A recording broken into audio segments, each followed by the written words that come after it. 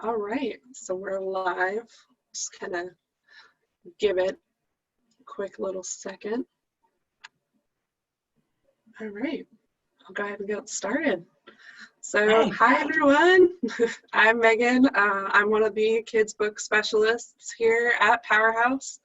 If anytime throughout March to now, if you've emailed us about a book or called the store asking for a book, stopped into the Powerhouse on 8th, you've probably talked to me.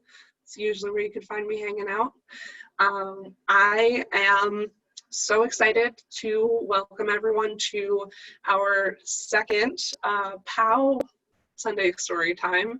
So for those of you who don't know, these are a little bit extra special for us because in addition to having bookstores, Powerhouse also has a publishing company, and POW Kids Books is our children's book imprint of that. So we have these really awesome picture books, and we're really excited to be able to bring authors and illustrators who work on these in to have some story time with us. So with that being said, I'm going to give an extra special thank you to Ellie, who is joining us all the way from Australia. So it is 1 a.m, I believe, right? Yeah. Her time.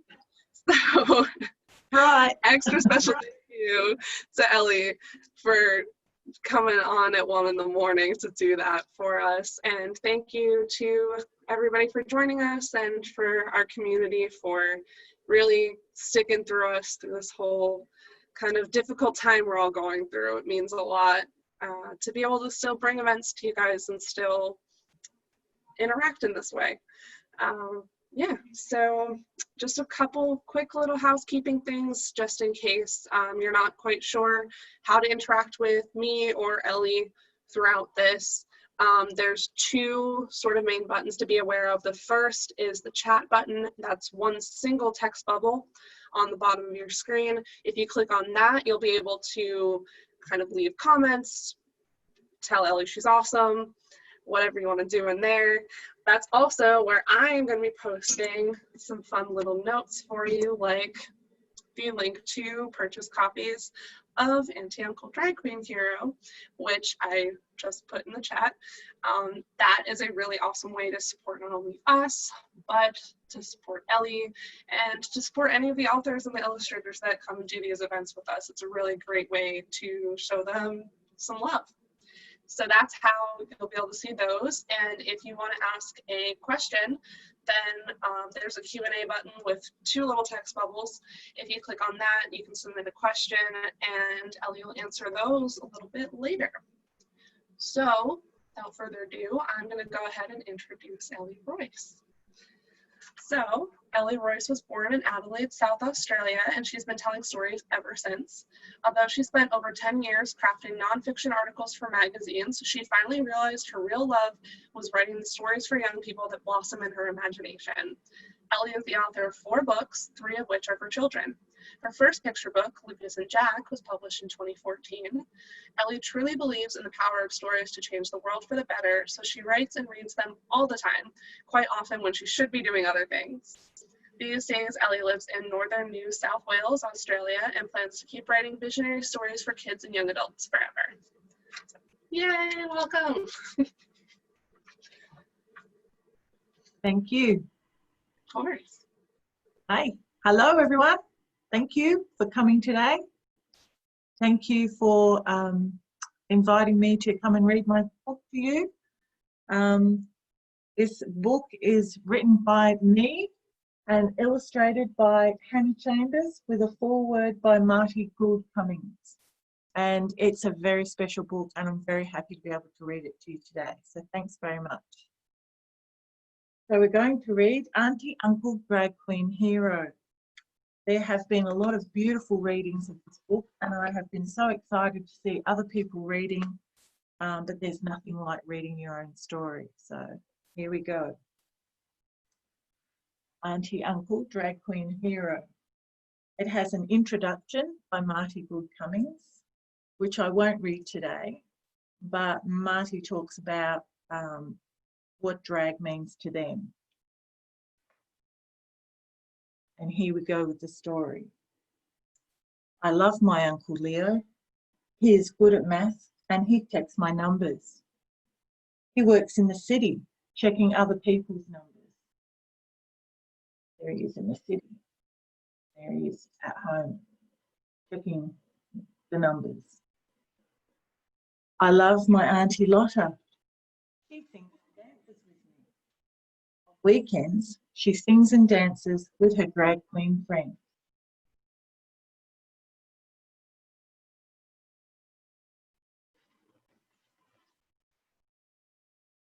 Sometimes Auntie Lotta is Uncle Leo. Sometimes Uncle Leo is Auntie Lotta. It's fun to have an auntie and an uncle who are the same person. Oh, there we go. So Uncle Leo puts on a beautiful dress and a wig and some makeup, and then is Auntie Lotta. One weekend, we went to see Auntie Lotta and her friends sing and dance in a big parade. There's the big parade. And you would recently have seen a lot of these rainbow flags.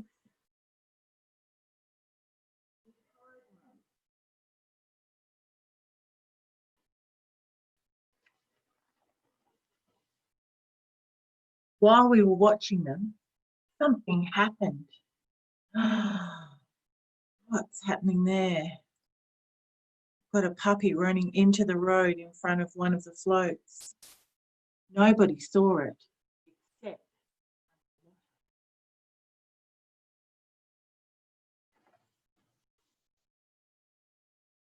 see what's happened there. There's the puppy, and there's Auntie Lotta grabbing the puppy. And it looks like Auntie Lotta's wig's come off a little bit there. Then everybody saw it. Whoa! Auntie Lotta's giving the puppy back to its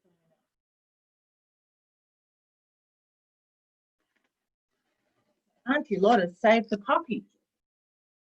The mayor wanted to give Auntie Lotta an award. He put an article in the paper and invited us to a special party. That local queen saves pride. Oh dear, said Uncle Leo. Who will accept the award, Leo or Lotta? I want all my friends to come to the ceremony. Uncle Leo looks a little bit worried there.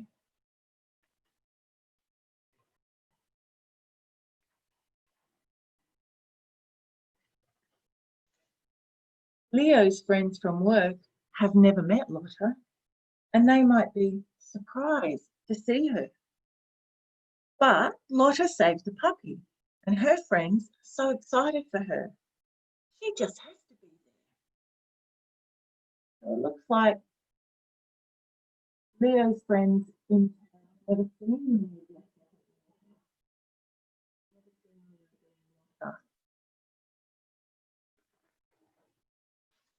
Wonder what will happen. I thought it over. Why can't you both accept the award? I said. I've never been both of me at the same time before, said Uncle Leo. Super fierce look. I'll help, I said. Had an idea.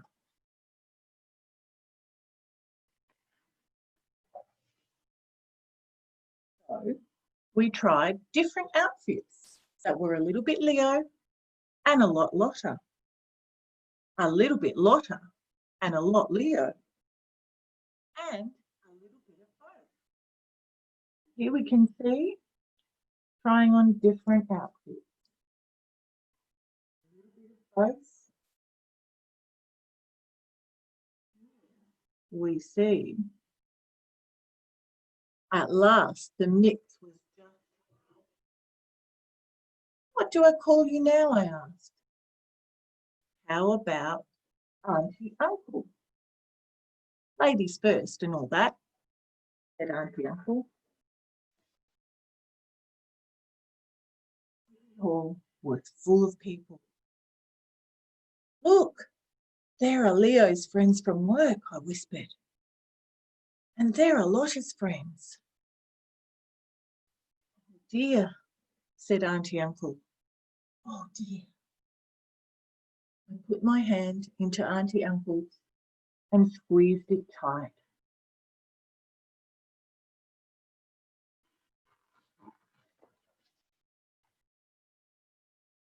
Saving the lives of many innocent bystanders, at the risk of their own, we award this medal to Leo, Lotta, Big Heart, said the mayor. Beautiful medal. City Hall was very, very quiet and very, very still. "Oh dear," sighed Auntie Uncle, very, very softly.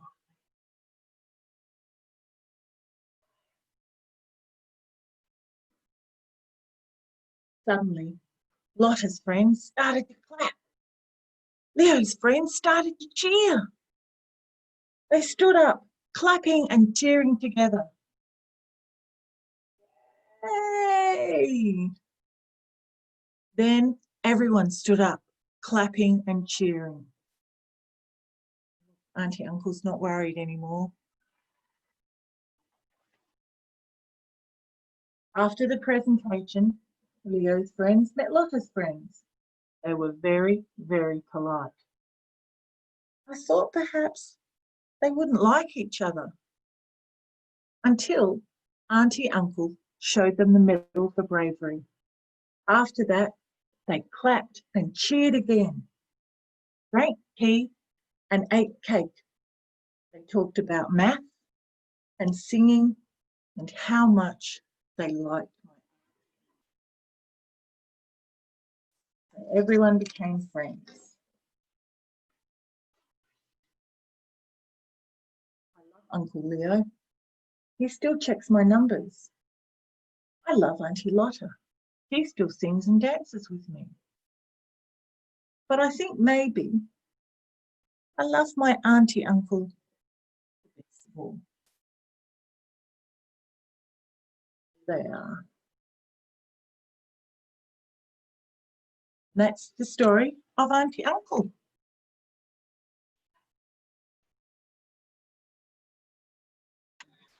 Yay! Thank you so much for reading that. I love this story. I think it's so sweet and just very heartwarming. Thank you. Of course. I love it too. Yeah. I just put the link in the chat one more time, just in case anyone missed it earlier. And if anyone has any questions for Ellie, feel free to put them in the question and answer Q&A little button. I also have a couple of quick questions I'll ask. I was wondering, so you worked with Hannah Chambers as the illustrator on this. What was it like working with them, since you and Hannah are not even in the same time zone, because they live in Cleveland, I believe. So could you talk a little bit about what that kind of collaboration was like? Yeah, sure. Well, I often say that when people ask me about an illustrator when I'm doing a book, and I sometimes you know who the illustrator is, and sometimes you might have worked with them previously, but sometimes it's like a blind date. And in this case, it was a bit of a blind date, and it took quite a while to find the right illustrator. And then, of course, Hannah was doing illustrations and sending them through. And I actually cried the first time I saw the illustration. I think that Hannah's illustrations in this book, I say that they are so emotional and so vibrant, and Hannah is actually an animator as well, and I think that shows up in the illustration, because to me, they jump off the page. You know, they're so vibrant and they're so emotional. They jump off the page and straight into your heart, is what I always say. So it was very exciting. And for someone who writes the words, when someone takes your words and makes them come alive, the way that Hannah has done, it's always very, very exciting and very, very interesting to see what another person's vision of the words are. When I first wrote this story, Auntie Uncle in my imagination had a beard as well. Some of the drag queens who have read the story. Yeah, like the full like glitter beard. Yeah. And I got so excited when I saw them. It was like exactly what I was thinking of when I first envisioned it. And then Hannah came up with something completely different, but perfect. So it's just a really interesting process. Yeah, it really does. They work so well together. I feel like if you just picked up the book and didn't know that, two different people who were kind of, like you said, doing a blind date, where you could never tell from reading it, goes together so well. Amazing. And yeah, you could definitely, Hannah's drawings really look like they could just kind of like start like moving, and like it could just be a little movie. It's great. It's fantastic. Yeah. I was also wondering, what was your sort of inspiration for the story? Was there sort of one thing that you saw, or was it sort of a concept that you just wanted to explore? Well, the original inspiration came from a conversation with my daughter, who is of an age now where she's thinking about having kids herself. That the sort of books that she and her friends wanted for their kids didn't actually exist. And it's really interesting because this was about 3.5 years ago.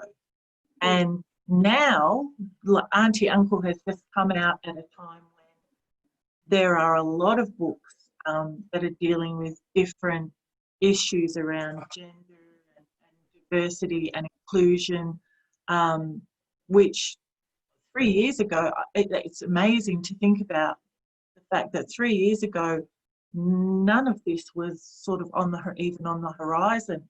When I first wrote Auntie Uncle, I never expected it to be able to be published, actually. I just wrote it because I wanted to write a story that had a character in it who was not represented. So the child in my story with the drag queen Auntie Uncle, I actually knew a person that was one of the inspirations for the book, who I used to work with, who was an Auntie Uncle and who had a dozen nieces and nephews who absolutely adored them. And they worked in aged care by day, and on weekends they were a drag queen. And I thought, the rainbow families in this area, I have never seen a picture book that talks to these people. So that was one of the inspirations for Leo Lotta. The other thing was we talk about bravery and courage, and the kind of courage that it takes to be yourself is often the most challenging to bring out of yourself. Being yourself, it's one thing to run in front of a car and save a puppy, and everyone, society sort of accepts that and will give you a medal. But to be your true self is actually, the most courage that you'll ever need, to be your true self. And that's one of the most important things that, children and adults can ever do, is to be their true selves and be accepted and valued for whoever they actually are. So all of those things were sort of rolled up and part of Auntie Uncle, packaged up together. Yeah. And I think it's an awesome, idea and an awesome concept. I think even people who are used to, watching something like RuPaul's Drag Race or a show where you see drag queens, I think don't necessarily know or think of the fact that, there are little kids who grow up with auntie uncles and family members doing drag. And being these really awesome performers. So I think was the sweetest thing for me when I read it was being able to seeing it from the perspective of a little kid who it's like the most normal thing in the world, that this is just what their auntie uncle does. And it's helpful too, I think, because you know, a lot of people might see drag queens on TV, but then if they see one in real life, have no idea how to interact with them, how to address them, and they're really these larger than life personalities. So I think we all get to kind of learn a little bit from the little child in this book. Yeah, well, I hope so. I mean, that was the idea. The fact that the other thing that I was doing a lot of research into Drag Queen Story Hour and how, you know, kids actually interact with drag queens as well, and there's no complication about it. It's just, well, they accept, you know, kids just accept things like, here's a person who's an auntie and this person is my uncle and they're both the same person, and that's really cool, you know. So I think that's an important thing to take away as well, is that, you know, kids are able to experience and accept different aspects of life, you know, generally. I mean, this is one aspect, but a whole lot of different things, and by giving them the opportunity to interact with so many different people is only going to be a good thing for everybody. Definitely, yeah. I mean, kids are absolutely amazing that way. They really just they really can accept anything as long as, you know, you explain it to them and you're like, hey, this is the way that things are. They're like, oh, okay. Yeah, and cool. With love, you know, everything is good. Exactly. No matter who your auntie, uncle is, or your auntie, or your... Yeah, that's really beautiful. Those are the questions that I had. And I'm gonna put in the chat one more time the link to Powerhouse, where we have copies of Auntie, Uncle, Drag Queen, Hero for sale. And since we're doing a bit of an international story time here, I will also mention that we can ship them anywhere, including to Australia. International shipping is a thing. Yeah, it's awesome. It takes a little bit longer, but we can do it. There is also in the chat, you'll see a little donation link that's just to help out Powerhouse. It helps us keep bringing free events like this. And yeah, we appreciate anything, even a $5 donation there. And we also doubly appreciate you know, purchasing copies of the books, because like I mentioned earlier, it helps support these lovely authors that we love getting to hang out with. And we always want to, you know, as an independent bookstore, we would be nothing without the lovely authors whose books we sell and who come and do events with us. So anything we can do to help them out. Yeah, and I also going to quickly mention that next Sunday is going to be another POW story time. We have author John Stike and Yulia Pilataska. She is the illustrator. It's from The Climbing Tree. That's going to be next Sunday at 11 a.m. and they're going to be reading from The Climbing Tree. So that's going to be very exciting. You can go to powerhousebookstores.com/event to RSVP for that if you'd like to tune in and hang out with us then too. And yeah, one more gigantic thank you, Ellie, for coming on and doing this event with us. I really appreciate it. It was a lot of fun. Thank you for having me. It's my pleasure. Of course. And thank you everyone else for, you know, tuning in with us, whether you're at 11 a.m. on the East Coast of the US like me, or you're at 1 a.m. In Australia like Ellie. We appreciate it. We love you. Thanks for stopping by. and hanging out with us. Yeah. All right, and everyone enjoy the rest of your Sunday or your Monday, depending on where you are. All right, bye everybody.